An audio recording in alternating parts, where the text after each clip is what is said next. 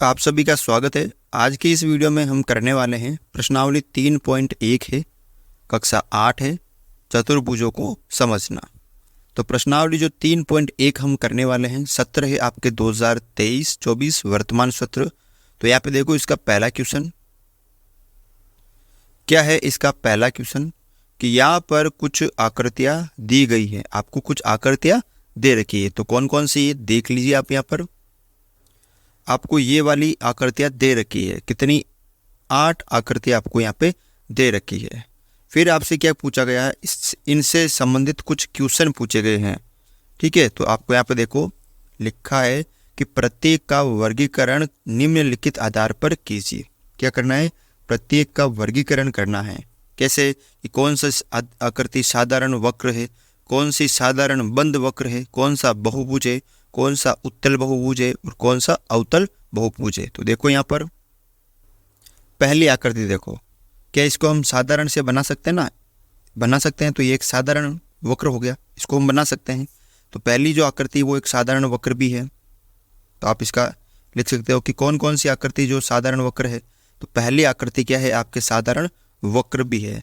क्या ये बंद वक्र है ना? साधारण के साथ साथ क्या है? बंद है। तो इसका मतलब पहली आकृति आपके साधारण के साथ साथ क्या है?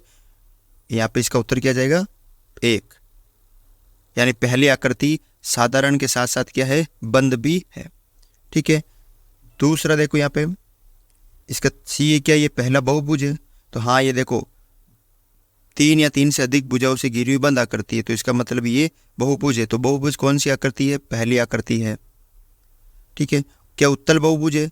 तो देखो क्या इसके विकर्ण सभी अंदर बनेंगे? नहीं, इसके विकर्ण ये बाहर भी बनेंगे। तो ये अवतल है, उत्तल नहीं है। तो ये कौन सा है? अवतल है। तो पहली आकृति आपके अवतल है। तो देखो साधारण वक्र, साधारण बंद वक्र, बहुभुज और अवतल कौन कौन सी सारे गुण किसमें? 1 नंबर में ना। अब देखो 2 नंबर आकृति, क्या ये बना सकते हैं हम आराम से? हाँ। तो ये साधारण वक्र है। तो साधारण वक्र में 2 नंबर भी एक साधारण वक्र है। साधारण बंद वक्र भी है 2 नंबर। क्या बहुभुज है? हाँ, क्योंकि 3 भुजाओं से अधिक है। तो ये एक बहुभुज भी है। जो बहुभुज है वो 2 नंबर आकृति भी है और 1 नंबर भी है। क्या ये उत्तल बहुभुज है? हाँ, इसके सारे के सारे विकर्ण क्या बनेंगे? अंदर बनेंगे। इसके देखो इसके, तो ये एक उत्तल है। यानी 2 नंबर जो आकृति वो उत्तल बहुभुज है, न कि अवतल। तीसरा देखो यहाँ पे, क्या ये साधारण वक्र है? क्या साधारण है? क्या बताइए मुझे। साधारण नहीं है। आप क्या इसको आराम से बना सकते हो? क्या ऐसे नहीं बना सकते हो? तो साधारण नहीं है। ठीक है, साधारण तो नहीं है। तो साधारण बंद वक्र भी नहीं है। क्या बहुभुज है? इसमें भुजाएं हैं, तो भुजा भी नहीं है। अगर भुजा नहीं, बहुभुज नहीं है तो न तो उत्तल होगा न अवतल होगा। तो ये कुछ भी नहीं है। साधारण भी नहीं है, साधारण बंद वक्र भी नहीं है, कुछ भी नहीं है। अगला देखो चौथा, क्या ये साधारण रूप से बना सकते हो? आप आराम से बना सकते हो इसको? नहीं, इसको सीखना पड़ता है पहले। जब ये स्टार बनाते हैं तो इसको 1-2 बार हम प्रैक्टिस करते हैं। साधारण तो लगता नहीं है ना। तो ये साधारण वक्र भी नहीं है, साधारण वक्र भी नहीं है। ठीक है, समझ में आ गया। और इसके जो विकर्ण बनेंगे वो कहाँ बनेंगे? अंदर की ओर बनेंगे सिर्फ। तो इसके विकर्ण आपके कौन सी आकृति है? आकृति नंबर 4 है। सिर्फ ये अवतल है और अंदर और बाहर दोनों बनेंगे। विकर्ण क्या है? अंदर भी बनेंगे और बाहर भी बनेंगे। तो ये सिर्फ अवतल है। अगली आकृति देखो यहाँ पे, ये वाली, क्या ये इसको आप आराम से बना सकते हैं ना? हाँ, आराम से इसको बना सकते हैं। तो ये साधारण है और साधारण कैसी है? बंद वक्र है। तो 5वीं आकृति साधारण भी है और साधारण बंद वक्र भी है, लेकिन बहुभुज नहीं है क्योंकि इसमें भुजा नहीं है। अगर बहुभुज नहीं है तो न तो अवतल है न उत्तल है।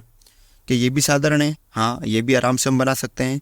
तो 6 नंबर जो आकृति वो क्या है? साधारण है और ये साधारण बंद वक्र है, लेकिन इसके अंदर भुजा वगैरह नहीं है। तो ये बहुभुज नहीं है और बहुभुज नहीं है तो न उत्तल है न अवतल है। अगला देखो, क्या ये साधारण है? हाँ, इसको हम आराम से बना सकते हैं। तो ये एक साधारण है बहुभुज। 7 नंबर आकृति साधारण और साधारण बंद वक्र है। ठीक है, लेकिन ये बहुभुज नहीं है क्योंकि इसमें भुजा नहीं है, क्योंकि वक्र है ना ये। तो ये बहुभुज नहीं है। तो बहुभुज नहीं है तो उत्तल और अवतल नहीं होगा। ये कुछ भी नहीं है। ठीक है ना, ये साधारण भी नहीं है, बहुभुज भी नहीं है।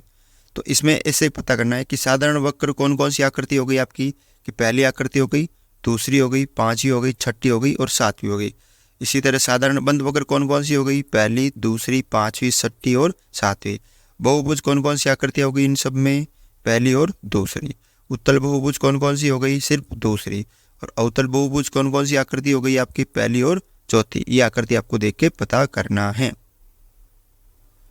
दूसरा क्वेश्चन देखो यहाँ पे, समबहुभुज क्या है कि एक समबहुभुज का नाम बताइए जिसमें 3 भुजाएं हो, 4 भुजाएं हो और 6 भुजाएं हैं। यानी समबहुभुज किसे कहते हैं, और बताना है कि 3 भुजाएं वाले समबहुभुज को क्या कहते हैं, 4 भुजाएं वाले समबहुभुज को क्या कहते हैं और 6 भुजाएं वाले समबहुभुज को क्या कहते हैं। तो देखो समबहुभुज की परिभाषा हम लिखते हैं।